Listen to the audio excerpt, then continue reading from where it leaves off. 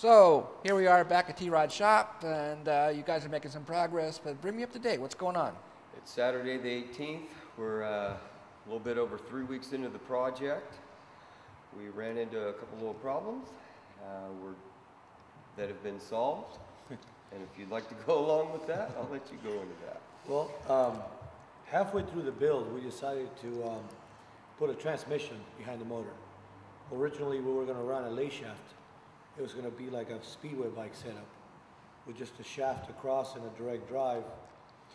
And then we realized that sometimes due to the track conditions, you can raise the same track but need different gearing because of the fact that the dirt is different, it's a little drier, a little wetter. So what we did is we put a 5-speed transmission behind the motor, and we had to cut about 1/4 of the chassis. We had to eliminate one of the tubes, move another one back, just to make room for this transmission that we barely just got to fit. Like, so that just came out during the build. You didn't plan on that, right? It just happened while you were working on it. No, it's the first time for everything. You know what I mean? This is our first shot at it. So even though we have previous experience of making frames, things change as you go along. Right. Like my voice. Yeah. You know, this is what happens when you work late at night. I'm exhausted. My voice is gone. Okay. We both work our regular jobs, and then from 5 to 8, sometimes 9 o'clock at night, we're here working on this. Yeah, he gets up at 3 in the morning. Yeah. He goes to work at 3:45, and he comes here at 6 in the afternoon and works till 9 with me. Well, I'll let you guys get to work, and you can show me some stuff as you're going on it. And by the way, the response we've been getting on the internet, a lot of encouragement from people, a lot of questions people are asking, you know, and I keep kind of emailing back and saying, just watch the videos, and any questions you have will probably get answered while we're shooting and stuff.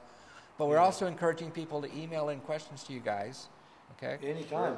We'll try to answer them as and we'll try to sound smart when we answer. Somebody's already asking what color you're going to paint the body, and I said, well, that's a little bit down the road, but you know. It's going to be the factory orange and black. It is going to be orange and black. Yeah, we're going the Milwaukee colors, man. Okay. We're sticking to the plan, you know. Well, there's the answer to one of our first questions, and thanks for all the viewers watching, and keep watching. And you guys, don't let me hold you up now. I know you got work to do. All right.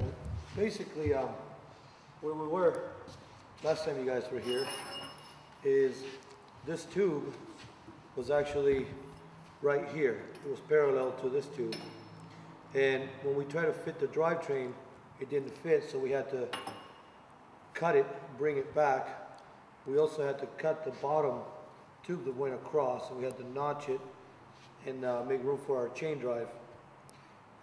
Because like we said, if we were going to run a straight shaft, we could have located the shaft anywhere, preferably in a straight line with the rear axle. That way the final drive chain would have been straight. But due to our transmission being set lower, the tube we had going across was right on the way of the chain. So we had to make our transmission plate. We made our rear motor mount. We had to move everything and align it. And we'll show you guys how everything is coming together. And Gene has been working on the back of the sidecar. He's been mounting the actual bar he's going to hang on to, and he's also been mounting the back of the bodywork.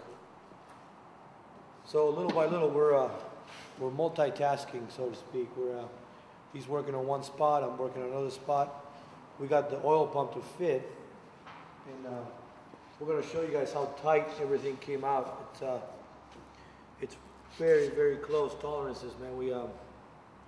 We got lucky in some aspects, but some aspects were kind of a redo. Now, the other sidecars have gears on them, shifters? Yeah, basically what they do is they run a Honda or Kawasaki or Yamaha motors that they run. They're all one piece. So basically you just drop it in and off you go. You make the rear mounts, you make the front mounts, you're done. We're dealing with 3 different components. We're dealing with a motor, transmission, and drivetrain. So everything has to be mounted, everything has to line up. So it's kind of tricky. Yeah, you're lucky you didn't come in the other night when we were cutting this, because you would have been busy bleeping all the cuss words. There would have just been one big beep. Man, tell you, got to the point where I cut something and it kind of hit me, so I grabbed it and I threw it across the shop. The back door was open, it went in the alley, and Gene was like, would have been funny if a car was driving by, right when you threw that big piece of metal out the door.